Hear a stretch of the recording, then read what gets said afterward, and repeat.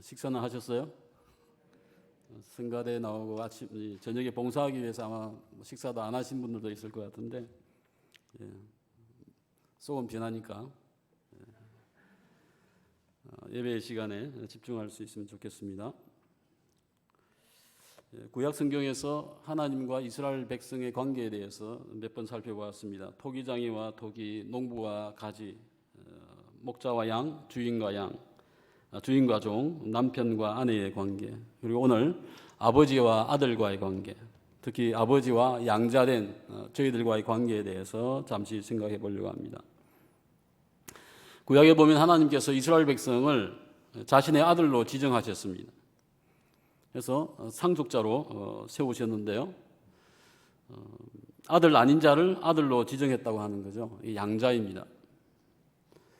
하나님에게는 아들이 계시죠. 예수님이 아들이신데 성부와 성자는 본질적으로 친자 확인을 우리가 하듯이 두 분이 하나님이신 것이 확인되시는 거예요.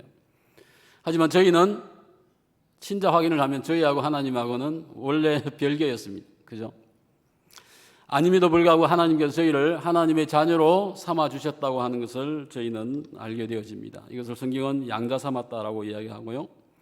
양자는 전형적인 공식이 있는데요. 무엇이냐면요. 아무개가 아무개의 양자가 되었다라고 선포하는 것입니다. 예를 들면 이경수가 장철수의 양자가 되었다 하면 그때부터 이 피는 틀리지만 유전자적인 연결점은 전혀 없지만은 양자가 되어진다고 하는 것입니다. 성경에 보면 모세가 이집트의 공주의 양자가 되어지죠. 그리고 에스더가 모르드게의 양녀가 이제 되어집니다.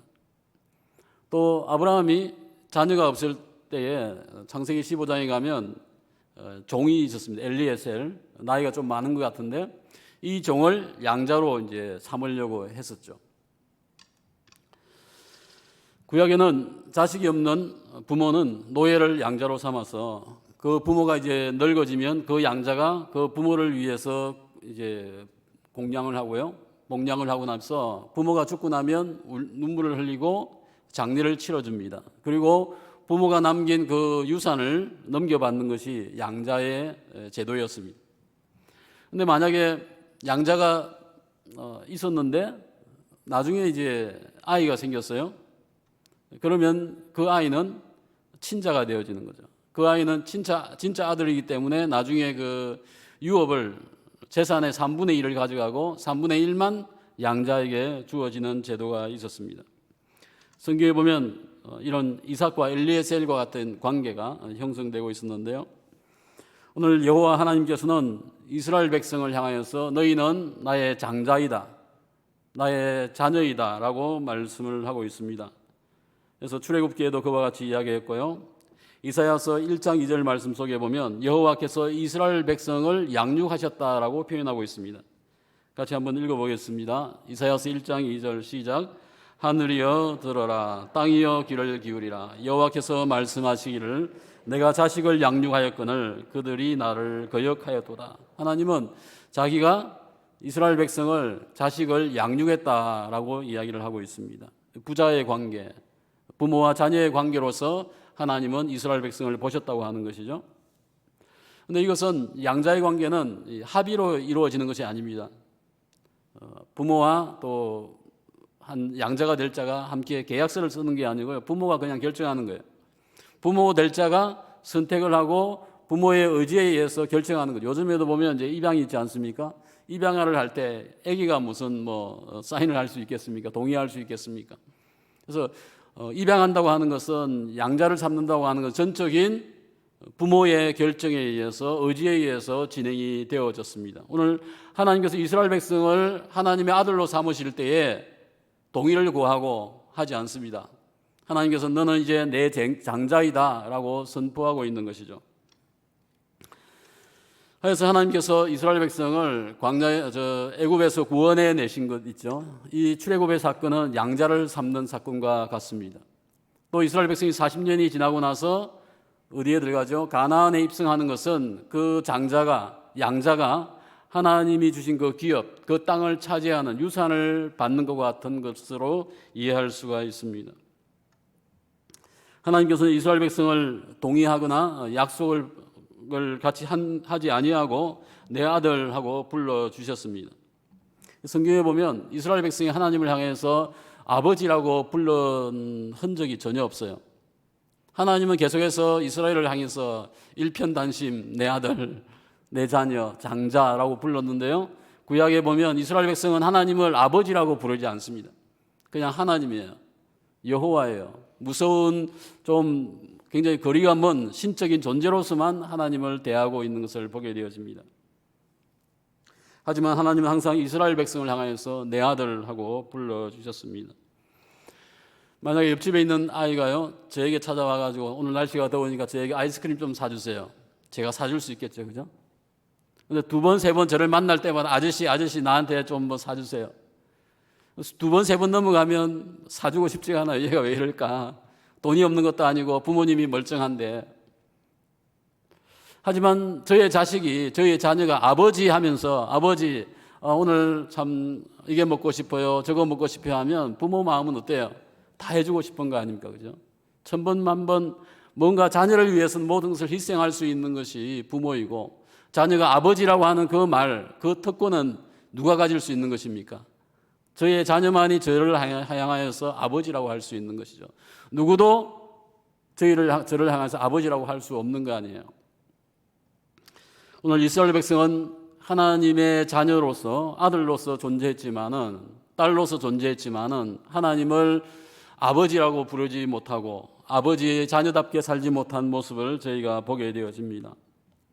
오늘 하나님의 아들, 양자가 되어지면요, 첫 번째 특권이 뭐냐면 앞에서 이야기했죠. 아버지라고 부를 수 있다고 하는 거죠. 아버지와의 관계가 형성되면서 아버지를 부를 수 있는, 아버지와의 그와 같은 친밀한 관계를 유지하는 존재가 되어진다고 하는 것이 첫 번째 권세가 되어지겠습니다. 두 번째 권세는 무엇입니까? 아버지의 유산을, 상속을 받을 수 있는 권세를 가진다고 하는 것입니다. 모든 우주를 소유하신 주님께서는 그의 백성에게 가장 좋은 것을 물려주시게 되어집니다. 오늘 하나님께서 저희에게 저희를 또한 하나님의 자녀로 삼으셨는데요, 저희에게 하나님의 가장 귀한 하나님의 왕국과 또 영생과 생명을 저희에게 주신다고 하는 것이죠. 신명기 1장 31절 말씀을 함께 봉독하시겠습니다. 신명기 1장 31절 시작. 광야에서도 너희가 당하였거니와 사람이 자기의 아들을 안는 것 같이 너희의 하나님 여호와께서 너희가 걸어온 길에서 너희를 안으사 이곳까지 이르게 하셨느니라. 하나님께서 이스라엘 백성을 광야에서 어떻게 이끌고 왔다고 했죠? 뭐 손을 잡은 것도 아니고요, 안고 왔다고, 품에 안고. 그 앞에 주의 친절한 팔에 안기서 했는데요, 주님의 팔, 주님이 안겨 있는 거예요. 가끔 이제 아버지가 아이들을 안고 다니지 않습니까? 그죠? 땅바닥에 둘 수 없는 거예요. 걸어갈 수 없는 존재. 그 연약한 것을 안아서 가는데 하나님께서 40년 동안 이스라엘 백성을 품에 안고 계셨다라고 말씀하고 있습니다. 안전히 광야를 통과하고 모압 광야에까지 왔다. 신명기에서 모세가 이와 같이 이야기를 하고 있습니다. 오늘 저희들도 똑같습니다. 하나님을 아버지라고 부를 수 있고요, 또한 하나님이 주시는 그 유산과 기업을 저희가 차지할 수 있습니다. 오늘 저희도 하나님의 품에 안겨서 영원히 존재하는, 살아갈 수 있는 특권을 가지고 있는 것입니다. 저희가 탕자 이야기를 많이 하고 알고 있는데요, 탕자는 양자는 아니지만은 아들로서 아버지와의 관계에 문제가 많이 있었습니다. 그래서 둘째 아이는 매우 악랄했죠.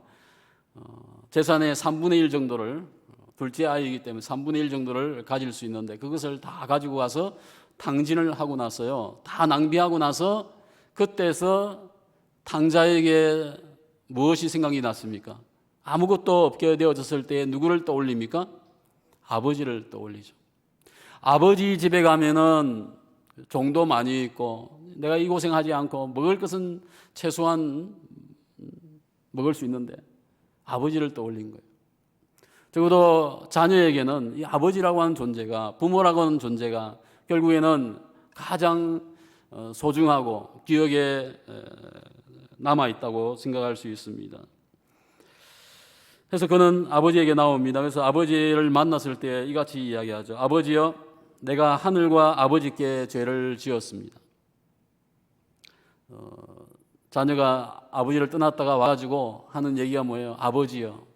아버지가 그 자녀의 탕자의 그 고백을 듣고 얼마나 기뻤겠습니까? 그래, 내가 네 아버지지. 내가 너 아버지야.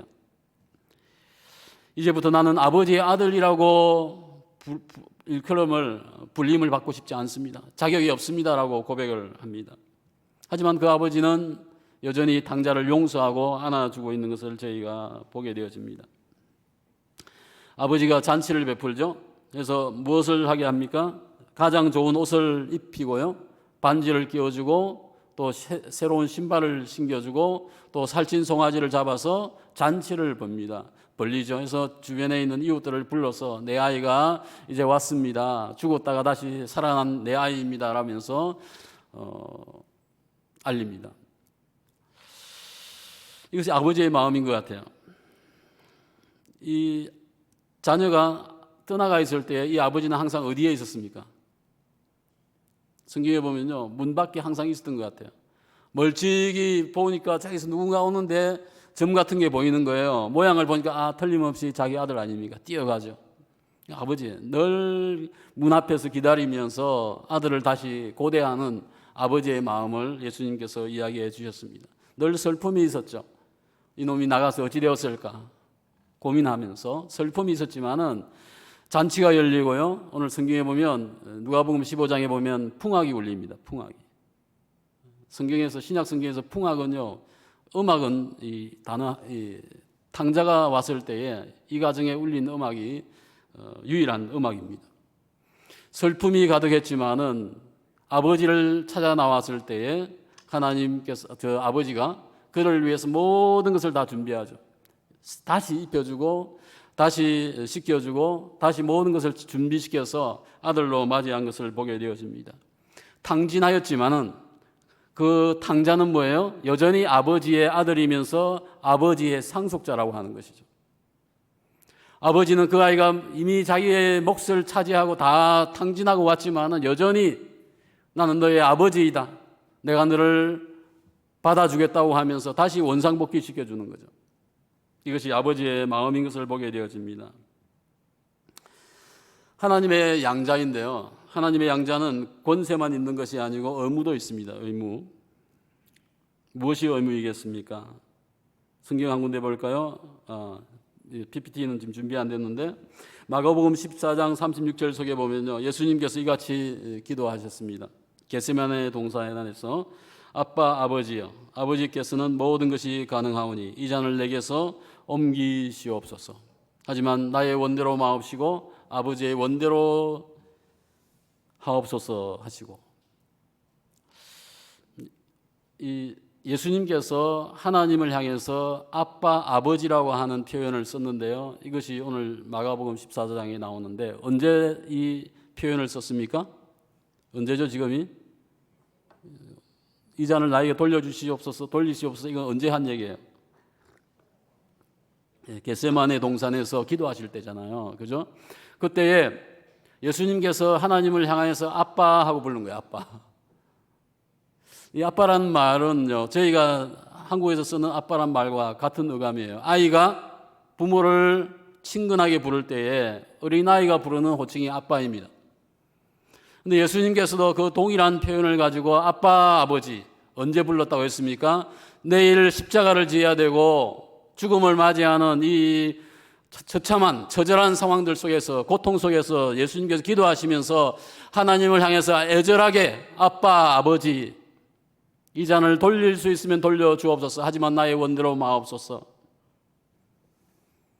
예수님은 아버지와의 그 관계가 굉장히 친밀했던 거죠. 그래서 늘 예수님께서도 한 새벽에 일어나서 한적한 곳에 가서 기도하였다고 하지 않습니까? 아버지와 아들과의 관계가 아주 친밀했다고 하는 것이죠.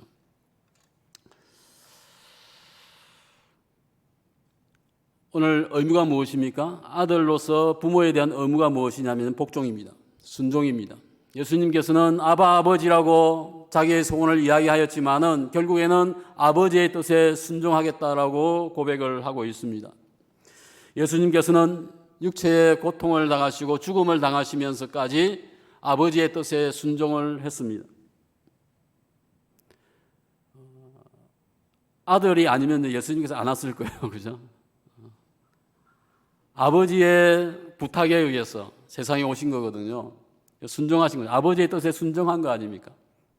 오늘 우리가 하나님의 자녀로 산다고 하면 첫 번째는 뭐예요? 하나님 아버지에게 순종하는 삶이 있어야 한다 하는 것입니다. 두 번째 의무가 무엇이냐면요. 두 번째는 교통입니다. 하나님과 소통하는 것입니다. 아버지와 아들 사이에 소통이 있어야 되죠. 그죠? 시시콜콜한 얘기들도 할 수 있고 해야 되는데 이런 소통함이 있어야 한다고 하는 것입니다. 저희는 종종 아버지의 아들로서 삶을 살면서 하나님과 좀 소통이 좀 소홀할 수가 있습니다. 또 저희가 세상의 부모님과 함께 관계를 가지면서도 여전히 소통하지 못하고 뭔가가 의사가 맞지 아니하고 또 과거의 어릴 적에 부모님에 대한 그 관계, 그 어떤 상처 때문에 저희는 아버지에 대한 어떤 슬픈 마음도 있지만은 나쁜 기억도 있지만은 하나님에게 대해서도 육신의 아버지와 같이 대하는 경우가 많이 있다고 하는 것입니다. 세상에 완전한 자녀는 없지만은 완전한 부모는 있습니다. 저희는 종종 실패하고 잘못되어지고 하나님 앞에 나아가지 못함에도 불구하고 하나님께서는 저희를 안아주시고 상처를 싸매주신다고 하는 것입니다. 탕자가 집을 나간 후에 아버지의 마음은 시원하지 않았습니다. 항상 문 앞에서 탕자를 고대하면서 언제 올 것이냐 하는 슬픈 마음에 지켜보고 있었던 것을 보게 되었습니다.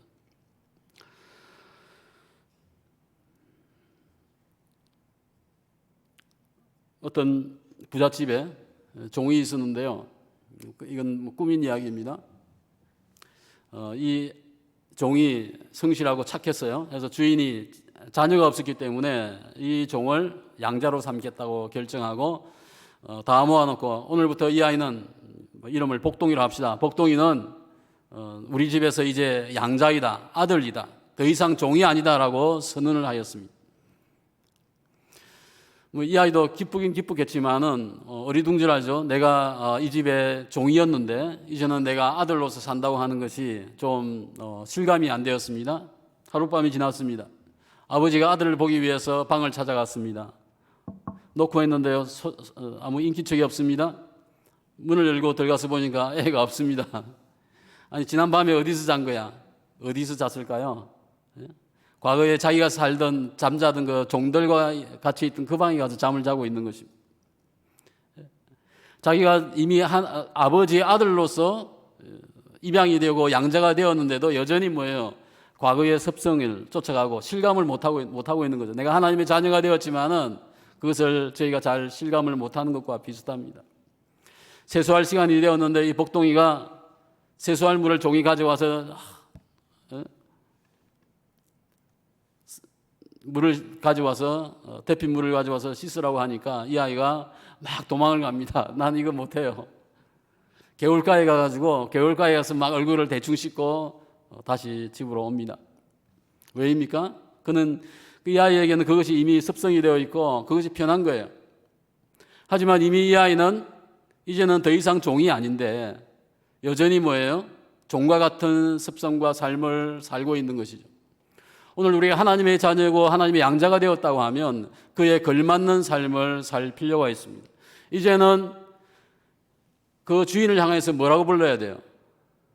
아버지 해야 되는데 쉽겠습니까? 주인님 하다가 10년, 20년을 주인님 하다가 아버지 하기가 정말 쉽지 않았을 것 같아요.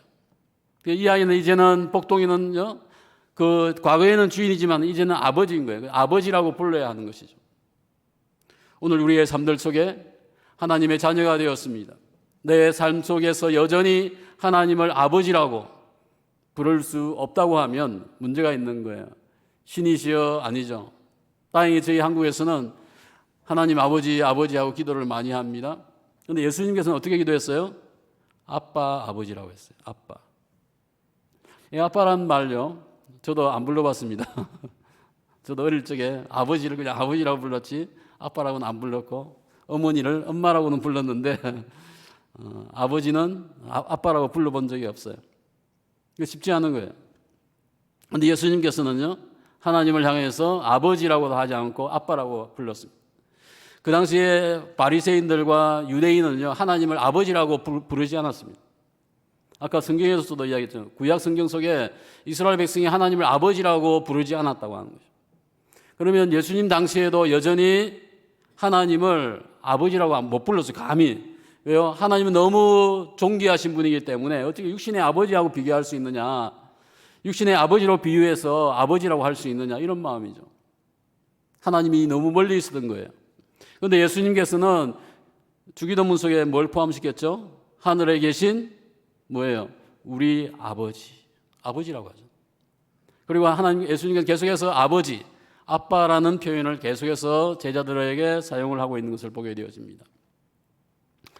오늘 우리의 삶이 한 단계 더 업그레이드가 되어야 되는 거죠. 하나님을 아버지라고 한다고 하면 이제는 하나님을 아빠, 아버지라고 할 수 있는 그와 같은 친밀감이 있는 양자, 아들, 아버지와 아들과의 관계가 되어야 하겠다고 하는 것입니다. 로마서 8장 15절 말씀 함께 봉독하시겠습니다. 로마서 8장 15절 말씀 시작. 너희는 다시 무수하는 종의 영을 받지 아니하고 양자의 영을 받았으므로 우리가 아빠 아버지라고 부르짖느니라. 과거에는 이 개역 개정 이전에는 아바였죠. 아빠라는 표현을 안 쓰고 아바라고 썼습니다. 어쨌든 그 의미는 같은 거니까요. 그래서 전 세계 어디를 가나 통하는 단어 하나가 아빠죠. 어느 지역을 가도 파파 또는 아빠, 이것은 다 비슷하게 표현이 되고 있습니다. 오늘 성경에서 너희는 다시는 무서워하는 종의 영을 받지 아니하고, 그죠? 양자의 영을 받았다라고 이야기하고 있습니다. 양자의 영. 양자의 영은 뭐죠? 예수 그리스도의 영을 받았다고 하는 것이죠. 성령님께서 저희 안에 거하시면요, 성령님께서 저희 안에 거하시면 저희가 하나님의 양자가 되어지고 하나님의 자녀가 되어지고요, 성령이 우리 안에 거하기 때문에 저희는 진정한 하나님의 자녀가 된다고 하는 이야기입니다.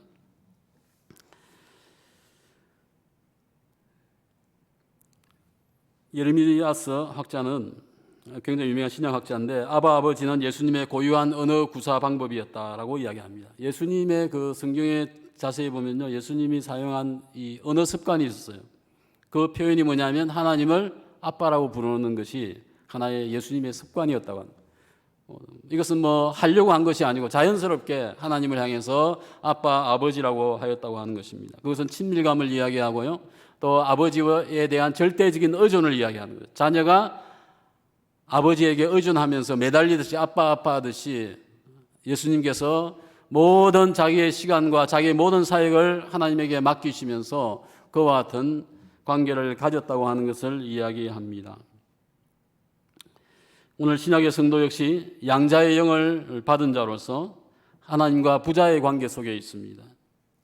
오늘 저희들도 기도할 때 하나님을 아빠, 아버지라고 기도할 수 있어야 합니다. 예전에 신학교를 다닐 때요, 한참 되었죠. 한 선배님을 만났는데 나이는 저보다 훨씬 많았습니다. 나는 기도할 때 하나님을 아빠라고 기도한대요. 그래서 자녀도 있고 이미 그분은 그 당시에는 30, 40대가 되었는데 처음 좀 신기했습니다.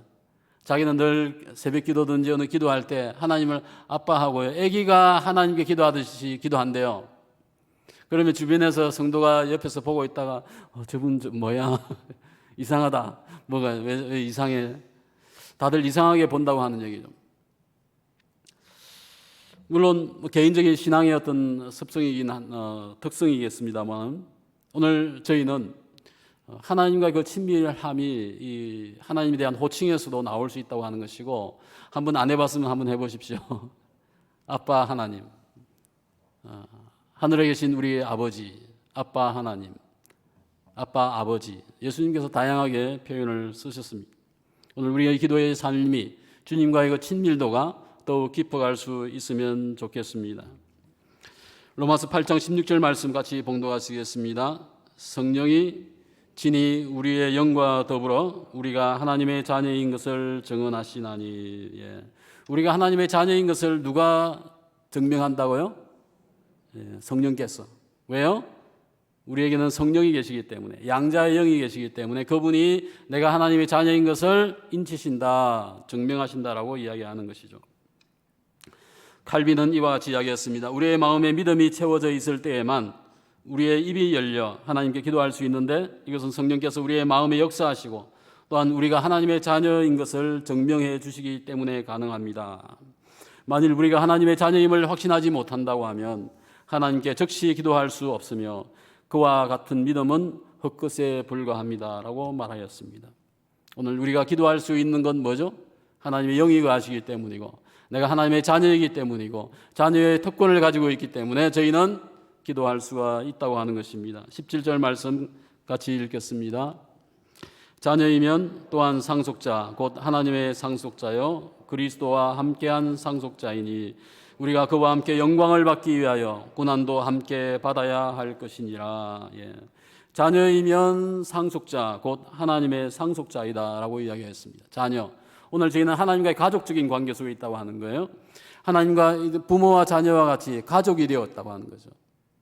또한 그 가족 속에서 상속자가 되었다고 하는 것은요, 하나님이 주시는 그 유산, 하나님의 은혜를 저희가 받는 존재, 자녀가 되었다고 하는 것입니다. 오늘 말씀 속에서 보면 영광을 받기 위하여서 고난도 함께 받아야 한다라고 이야기하고 있습니다. 예수님께서도 하나님의 아들이시지만은 시험과 고난을 받으셨죠. 예전에 이런 분을 보았습니다. 나는 평생 한 번도 고난 받은 적이 없어. 날마다 하나님의 은혜가 내게 충만했어. 이 같은 표현을 쓰시는 분이 있는데요. 진짜일까요?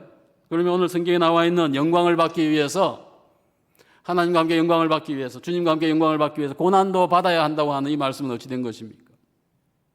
오늘 제가 하나님의 자녀로서 살 때에 고난이 있을 수 있는 거예요. 아까 예수님께서 십자가를 면전에 두고 뭐 하십니까? 기도하잖아요. 아빠, 아버지 고민하고 있는 거예요. 고난받고 있는 거예요. 그 가운데서 하나님과의 관계 속에서 그가 하나님의 뜻에 순종하고 승리하는 아들이 되고 있는 것을 보게 되어집니다. 오늘 말씀을 정리하겠습니다. 구약과 신약 성경 속에서 하나님의 양자에게, 하나님의 자녀에게 두 가지 권세를 주었습니다. 하나님 아버지의 상속자가 되어지는 권세입니다. 두 번째는 뭐죠? 아빠라고 부를 수 있는 기도하는 권세를 주었다고 하는 것입니다. 세 가지 의무가 있습니다. 첫 번째 의무는 무엇입니까? 하나님의 뜻에 복종해야 합니다. 그러니까 아버지의 뜻에 복종을 해야 한다. 두 번째는 뭐죠? 아버지와 소통을 해야 한다고 하는 거죠. 저희가 주님에게 나아가서 기도하고 주님과의 만남 속에 주님의 뜻을 구하는 삶이 있어야 합니다. 세 번째 의무가 무엇입니까? 그와 함께 영광을 받기 위하여서 고난도 받을 수 있어야 한다고 하는 것입니다. 고난받는 것은 선택이 아니고 필수입니다. 이 고난은 영적인 고난과 외적인 고난도 다 포함한다 할 수 있겠습니다. 오늘 여러분은 하나님의 자녀로서 이와 같은 권세를 누리고 있습니까? 이와 같은 의무를 잘하고 있다고 생각되십니까? 오늘 저희는 하나님의 상속자입니다. 할렐루야. 저희는 하나님의 상속자예요. 저희는 하나님 앞에 나아가서 기도할 때에 아빠라고 부를 수 있는 특권을 가진 자입니다. 주님과 속삭임을 가질 수 있는 저희들인 것입니다. 아마 예전에 이런 주님과의 조용한 시간들, 주님과 속삭임의 시간들, 아버지 앞에 절대 메어 달리는 이와 같은 시간이 있었을 것입니다. 일상의 삶 속에서 자녀가 부모가 함께 집안에서 일상 속에서 아빠하고 관계를 가지듯이 오늘 저희는 우리의 생활 속에서, 가정 속에서, 직장 속에서 늘 하나님 앞에서 아빠 하면서 친밀한 시간들을 가질 수 있어야 합니다. 이 시간도 저희는 주님 앞에서 기도할 수 있어야 됩니다. 자신의 문제와 자신의 아픔과 또는 고민이 있습니까? 그것을 예수님께서 겟세마네 동산에 가서 아빠, 아버지하고 불렀듯이 저희가 나의 문제를 가지고 하나님 앞에 나아갈 수 있어야 되겠습니다. 이 시간 함께 기도하시겠습니다. 내가 하나님의 아들입니다.